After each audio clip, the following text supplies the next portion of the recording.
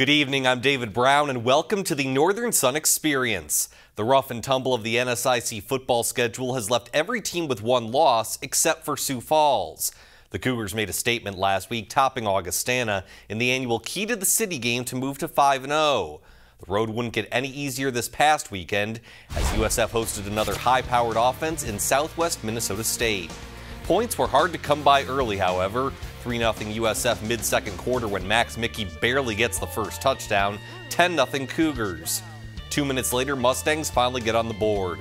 Blake Gimble to Ty Stephenson, great extension. 17-yard touchdown cuts the USF lead to 10-7. Next Cougars possession, they keep it on the ground, only this time with Justin Fulks flying over two SMSU defenders into the end zone. 15-yard run, 17-7 USF. But the Mustangs would get some big points before the end of the half. Gimble with the fade to Stephenson, 5-yard strike, 17-14 Sioux Falls at the break. But the Cougars have owned the third quarter this year, and they show why here. Mickey finds a crease and doesn't look back. 54 yards to the house. The lead is back to 10 at 24-14. Mustangs continue to go tit for tat. Max Simmons with the 5-yard run, lead back down to 3 at 24-21. That's as close as SMSU would get. The USF running game just too strong. 428 rushing yards in all. Another touchdown here from Justin Fulks. That made it 31-21, and the Cougars remain perfect with a 48-28 win over the Mustangs. Big clash in the NSIC North, Northern State at Bemidji State. Pick things up in the fourth. Starting QB Jordan Hine out with an injury, but the backup QB Nick Mellon finds Blake Holder. Bemidji State up 21-20. Back come the Wolves. Christian McElvain off play action finds a wide open Connor Doherty. 3-yard touchdown, 28-21 Northern State. But Bemidji's backup would come up big. First on 4th and 10, Mellon eludes pressure and finds Christian Lundy for a 36-yard gain. Later in the drive, another 4th and 10, and this time Mellon hits Vince Dinkle, who stretches out to the 6. A few plays later, less than 30 seconds to go, Tahi Nomain gets in from 2 yards out. We are tied at 28 and heading to overtime. Northern State gets the ball first and they run a fake field goal, but McElvain's pass for Doherty is incomplete, so Bemidji State can now win it with any score, and they do it with a freshman kicker. Mason Hoffer, his first career attempt from 38 yards is good, and the Beavers, without their starting quarterback, top the Wolves 31-28. Afterwards, Mason explained how his teammates calmed him down before his big kick. Well, right when coach, when we were on third down, coach comes over, "You good from there?" And I was like, "Yeah, I'm good from there." So then I walk out in the field, and Gunner said, "It ain't no thing but a chicken wing." And I was like, "Oh, all right, don't need to be nervous." And they call the timeout. I was like, "Sweet, this is just like it's on TV."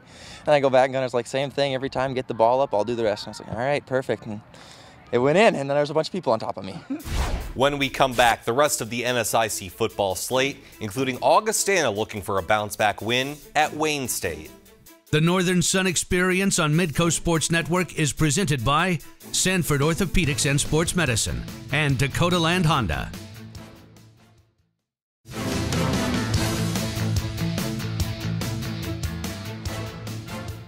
And welcome back to the Northern Sun Experience. For Augustana, the sting of losing to Sioux Falls last weekend needed to heal quickly. The defeat put the Vikings at 3-2, leaving little room for error down the stretch if Augie hopes to make it back to the postseason. Vikings looking to get back on track on the road at Wayne State. Wildcats up 3-0 near the end of the first, but not for long. Trey Hyde with all kinds of time. He'll eventually find Charlie Hayes in the back of the end zone. 4-yard score, 7-3 Vikings. After a Wayne State touchdown, Hyde once again with great protection hits Trevor DeShepper over the middle. He dives for the pylon but falls just short. DJ Luke would clean things up though with this 1-yard plunge. Augie regains the lead 13-10.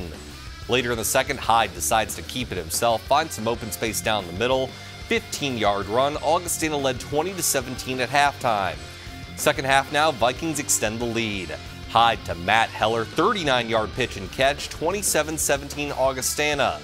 Later in the half, Hyde goes back to his other favorite target in Hayes, 10-yard touchdown, and the Vikings bounce back with a 44-31 win over the Wildcats.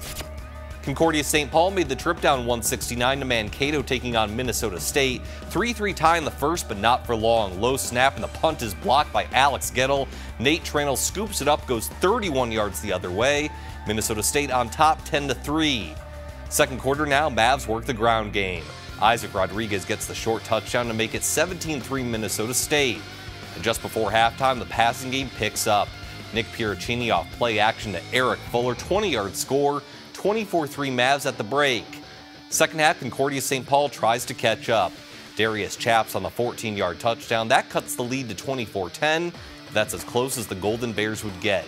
Piericini to Fuller once more, 14 yards. Minnesota State tops Concordia St. Paul 45-10. Winona State hoping to move to 5-1 at Upper Iowa. No score in the second. Jack Nelson to Cameron Johnson, 33-yard strike, and the Warriors take a 7-0 lead. Ensuing Peacock Drive, however, Dimitri Morales rolls to his left, and he'll eventually find Jared Edmonds' 2-yard score, but the extra point is blocked, so it's 7-6 Winona State at halftime.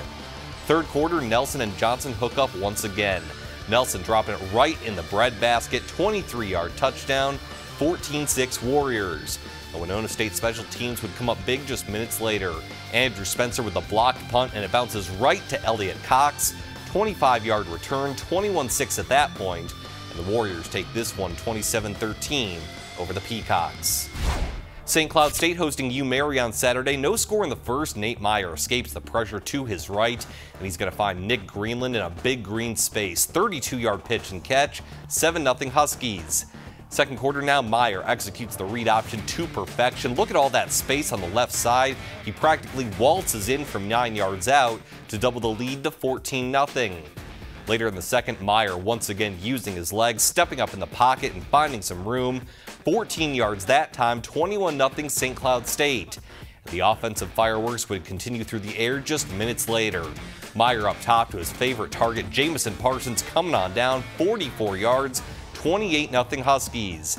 And then with just seconds left before halftime, Meyer shows off more precision passing, finding Greenland in the left corner, 17 yards, 34-0 at that point, and the Huskies roll over the Marauders 41-7. MSU Moorhead hoping to move to 500 with a win over Minnesota Crookston. Off-play action, Demetrius Carr to Damon Gibson, 29 yards, and it's 6-0 Dragons early. Tied at 6 now in the second, Austin Stone, like a rock, 1-yard touchdown, and MSU Moorhead's up 13-6. Later in the second, Carr hits Gibson again, but check out the reversal to get away from the Golden Eagle defenders. 46 yards to the house, 20-6 Dragons. Gibson had 4 catches for 140 yards on the evening, and all 4 catches were for touchdowns. His last score here, another 46-yarder. MSU Moorhead over Minnesota Crookston, 41-12. Minnesota Duluth visiting Minot State. Bulldogs up 10-0 in the second, but not for long. Jarvis Mustapher busts through the pile and finds nothing but open space in front of him. 55-yard touchdown run cuts the Beavers' deficit to 10-7. Later in the second, however, the Bulldogs' aerial attack takes off. Drew Bauer with all kinds of time. Great pass to Bo Bofferding, 31-yard touchdown, and UMD's up 17-7. Under a minute to go before halftime, Bauer hits Bofferding once more. Another perfect pass, 32 yards. Minnesota Duluth is up 24-7 at the break.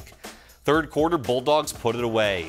Bauer rolls to his right, stops on a dime, throws back across the field, and finds a wide-open Nate Ricci. He does the rest, 56 yards to the house. Minnesota Duluth tops Minot State 38-7. So UMD gets a big road win, and they'll face a tough challenge at home next week against a Northern State team coming off a big road loss.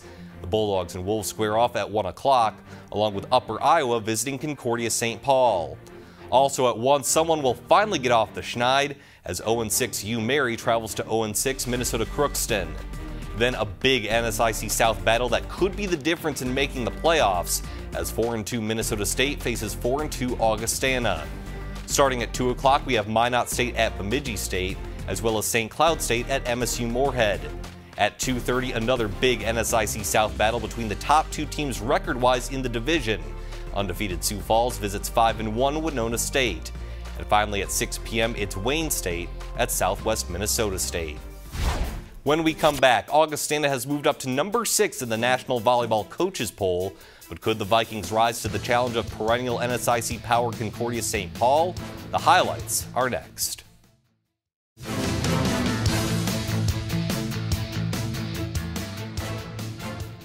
Welcome back to the Northern Sun Experience. Augustana's volleyball team has gone from unranked to number 6 in the latest coaches poll in just 6 weeks. And heading into last Friday's big showdown with Concordia St. Paul, the Vikings had won 15 consecutive sets against NSIC competition. But Augie knew it would need its best effort to top Concordia St. Paul. Early on, the Vikings had things working. Already up one set, Anna Sikora with the setup for Kelsey Kaufman, who slams it home. Augie putting Concordia on the ropes. Set point now in the second, it's Sikora with another setup, this time to Ashley Wilson for the kill. Augie takes the first 2 sets 25-20 and 25-22. But there's a reason Concordia St. Paul has its reputation, and it's for matches like this. Riley Hansen's kill is too hot to handle in set 3, and then it's Hansen once more. You can see the power as it bounces off the Augie defender. And finally, the Golden Bears will set it up for Sarah Masick. No chance for the Vikings defense. Concordia St. Paul comes back to top Augustana 3-2. Another top 10 matchup from Saturday featured Winona State at Southwest Minnesota State. Early on, the setup for the Mustangs' Taylor Reese, one of her match-high 25 kills on the night. Later in the set, SMSU with some defense. Isha Oden and Megan Larson team up for the block at the net. The Mustangs had 10 throughout the contest. Winona State would stay tough throughout, however, using some finesse. Lauren Kadronowitz with a light tap over the net, one of her 12 kills.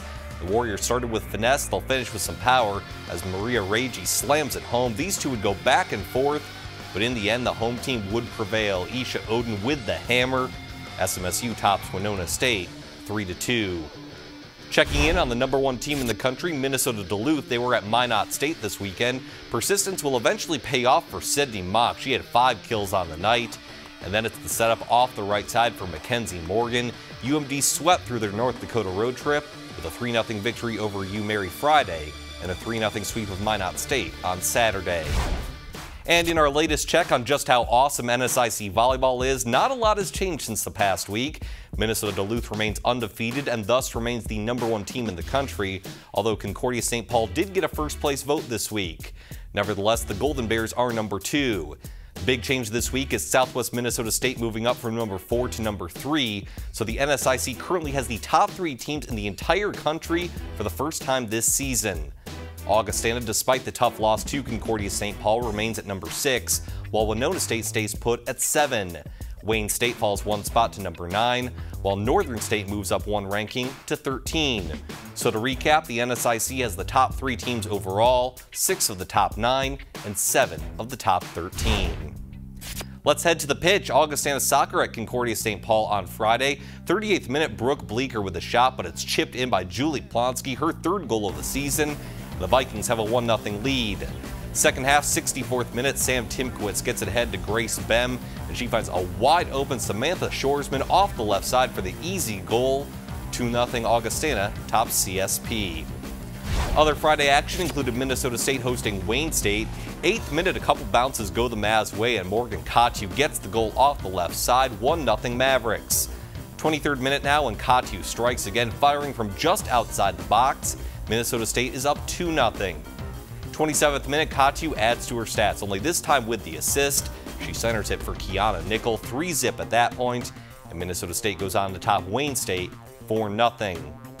Sunday action included Bemidji State at MSU Moorhead. No score in the 27th minute, Emma Brecklin fires toward the goal and Bailey Ertl puts it in, her 3rd of the season, and it's 1-0 Beavers. Second half, 50th minute, Bemidji State continues to set things up nicely. Sarah Strand puts it up and Raquel Thalen puts it in. Beavers go up 2-0. Bemidji State's depth has been impressive this season, different players stepping up all around. Brenna Keeler gets it ahead to Allie Erickson, and the Beavers top the Dragons 4-0. The only nationally ranked NSIC team, Minot State, hosting St. Cloud State. 21st minute, the Ninja strikes again. Ninfa Ramirez with their 13th goal of the season, 1-0 Beavers. Just 7 minutes later, Minot State doubles the lead. Off the corner kick, the ball is eventually knocked in by Chloe Melton, her 7th of the season. Beavers take a 2-zip lead, and that's all they would need to top the Huskies. Minot State is now 9-1 on the season. When we come back, the NSIC's 25th anniversary celebration continues as we showcase another distinguished alum giving back through education.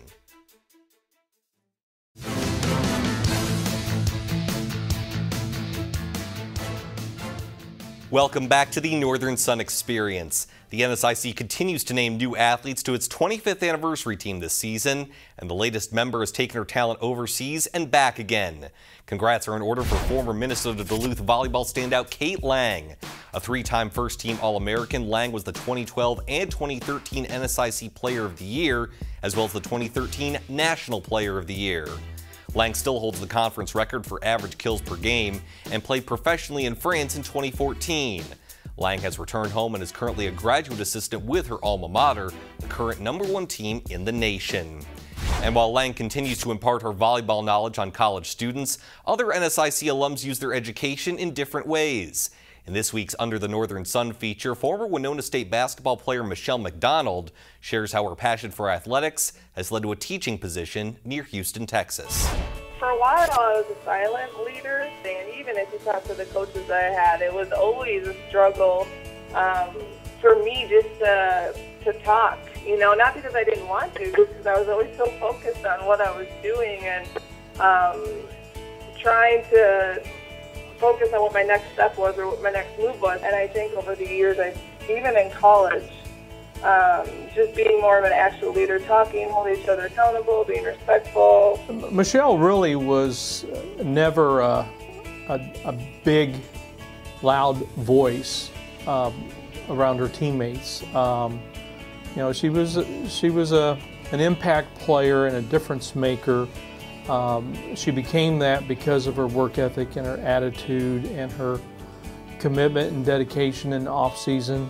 All she needed was just an opportunity, just like we gave her here, and she took advantage of it. It was just a crazy line of events, but again, it was Coach Ballard and the generosity of his family and his guidance that really got me to where I am. I would say just being able to influence the minds of the kids and seeing them really, you know, I would say that my school is a lot of the kids are underprivileged, so maybe when they're at school, this is the only time they get to play a game with actual equipment. So I would say just in general, being an elementary school teacher is just seeing the kids laugh and learn something new and be able to, you know, build relationships with other kids in the class and then also as well with me. So just being able to know that I'm positively influencing their life when they're at school is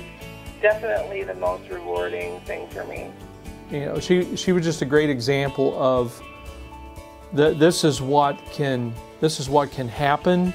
You know, as far as all the achievements, not only individually, but also helping your team get to new heights, and Michelle's footprints are all over our program in terms of helping us get to the national tournament for the first time in the history of the program. And now we've been 2 more times since she graduated, and we've won a conference tournament championship and a regular season championship. You know, good people follow good people, and you know, Michelle helped us recruit some other good players that followed in her footsteps. We tell the kids exactly what they need to do, you know, how they need to do it. Overall, just how to be good people. You know, I think the focus is more on what's going to happen when you leave here. You know, kind of similar to, like I said with Winona, are you going to be able to be successful once you leave? And it's the same thing here. Like, what do we need to do for these kids so that they can be successful when they move on and when they eventually get to high school, and hopefully if they choose to and can go to college. When we come back, it's DB's Picks, my top 5 plays of the past week in the NSIC. The Northern Sun Experience on Midcoast Sports Network is presented by Sanford Orthopedics and Sports Medicine and Dakota Land Honda.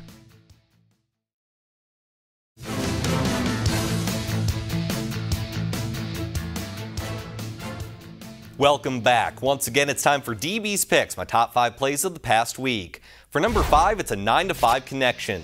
Minnesota Duluth quarterback Drew Bauer, number 9, stops on a dime and throws across the field to receiver Nate Ricci, number 5.